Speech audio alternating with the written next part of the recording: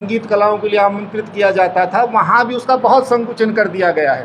पुराने रिकॉर्ड्स बजाए जा रहे हैं। तो हमारा सरकार से निवेदन है कि उन स्थितियों को, पुरानी स्थितियों को बहाल करें, जिससे कि स्थितियों को दोबारा से लाएं और कलाकार जो इतने दिनों से इस कोविड से संघर्ष कर रहे हैं, वो उन कला को पुनर्जीवित कर सकें।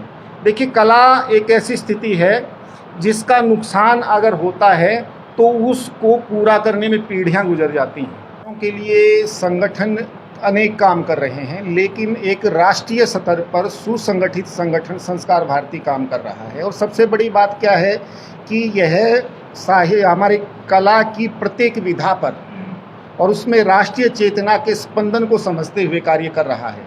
और हम यह चाहते हैं कि एक कलाकार कम से कम इतना अवश्य हो कि आजीविका के प्रति वह आश्वस्त हो सके, अपने पेट के प्रति आश्वस्त हो सके, क्योंकि कला उसी समय जन्म लेती है जब व्यक्ति का पेट भरा हुआ।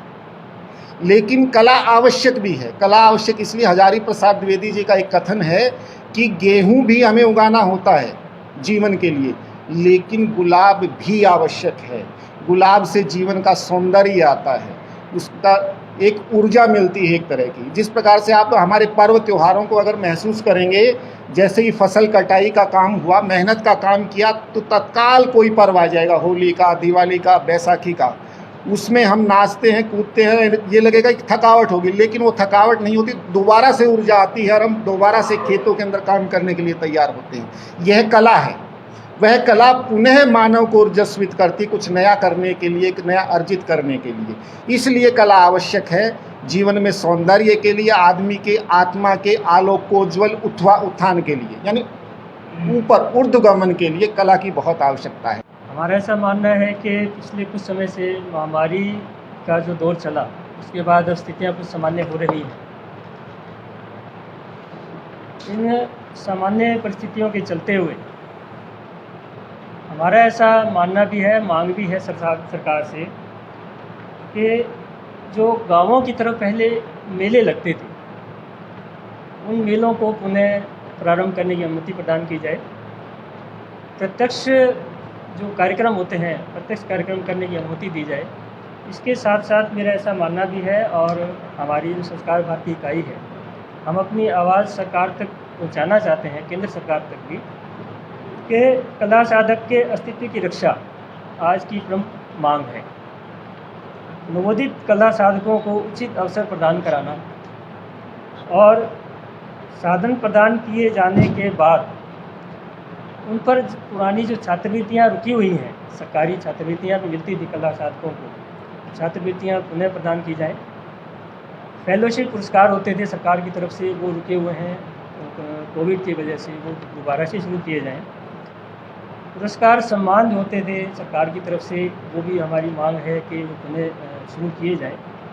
आकाशवाणी के कार्यक्रम जो हम इस महामारी के दौरान, ये जो अपना फेसबुक के माध्यम से कह सकते हैं या और किसी भी माध्यम से ऑनलाइन जिसको हम कहते हैं, वो कार्यक्रम होते थे, उससे अब पुनः ऑफलाइन किया जाए। प्रत्यक्ष कार्यक्रम जिसको कहते हैं, वो पुनः से स्थापित किए। शिव कुमार जी ने, मनोज जी ने और अनिल जी ने रखी दिए हैं। इसके अलावा अब एक का अनुभवी, हम जैसे भाई साहब ने, हमारे संघ जो प्रदेश है वो यही है, हम सभी कला को एक प्रदान, जहाँ से उनको मोटिवेशन और आने की। तो इसी के निमित्त आज़ादी का अमृत महोत्सव का हमारा पिछले लगातार 40 दिनों से चल रहा है और 75 दिनों तक ये कार्यक्रम चलने वाले हैं।